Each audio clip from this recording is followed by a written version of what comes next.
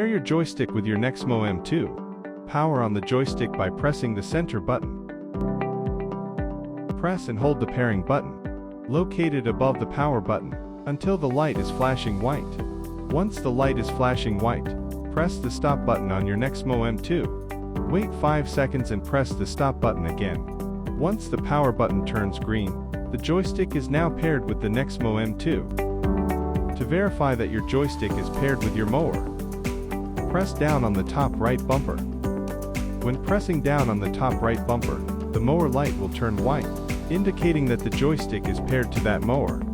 With the M2 joystick, you are able to save up to 4 mowers on one joystick. To pair and save the next mower, you will use the D-pad. Hold down on either the left, right, or down arrow until the power button is red. Repeat the pairing process until the power button is green. To switch back to another saved mower, press and hold the arrow that has a mower pre-saved.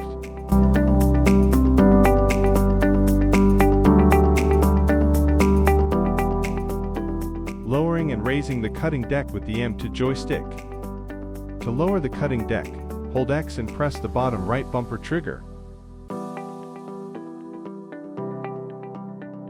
To raise the cutting deck, hold X and press the upper right bumper trigger. Starting the cutting deck with your M2 joystick. To start the cutting deck, hold X and hold the right upper bumper trigger for at least 3 seconds. To stop the cutting deck, repeat the process, hold X and hold the right upper bumper trigger for at least 3 seconds.